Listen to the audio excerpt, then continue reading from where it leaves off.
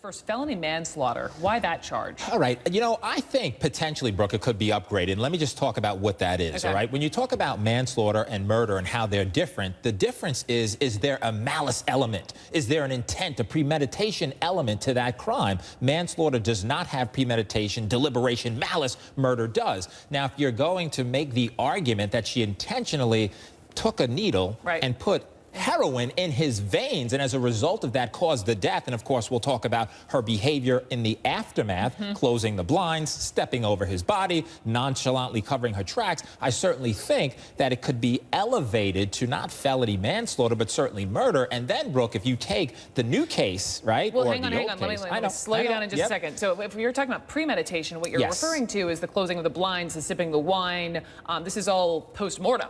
Exactly. But what that goes to show is a consciousness of guilt, okay? So what you do in any prosecution, Brooke, is you look at all of the circumstances in the case, how you acted before, how you acted after, and that's what goes to the charge. And so if you did indeed, in this case, the accusation is she injected heroin, what's the purpose of that?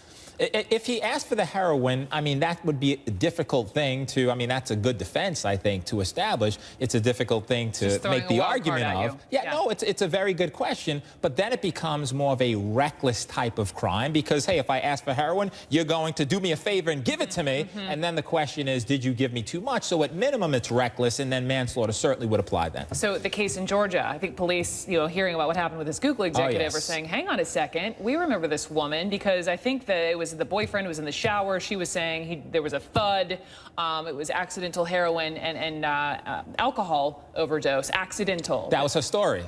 That was her story. Yes, it was. And she, in fact, called 911, Brooke, on that occasion. But I think that's a big game changer here, too. You know why? Because it goes to a common plan or scheme, and it could certainly evidence some kind of intent. And we don't know what happened. They ruled it, the Georgia authorities at that time. I'll be interviewing that sheriff, by the way, later on HLN, and I'll have questions for him. But the point is that I think as a result, Brooke, of this particular case, you can use in any trial both cases against the other, right? So what they're going to say is that she has a modus operandi of doing this, right? Because she allegedly did it here. So when the reopening of that investigation, they're going to ask some probing questions. They're going to get some more evidence. I assume that they'll do a lot of, toxicology and other things, and they'll just see whether she had any criminal culpability. And guess what? That absolutely is coming in as evidence in the California case, and that's why I say look for a potential upgrade in those charges. Okay.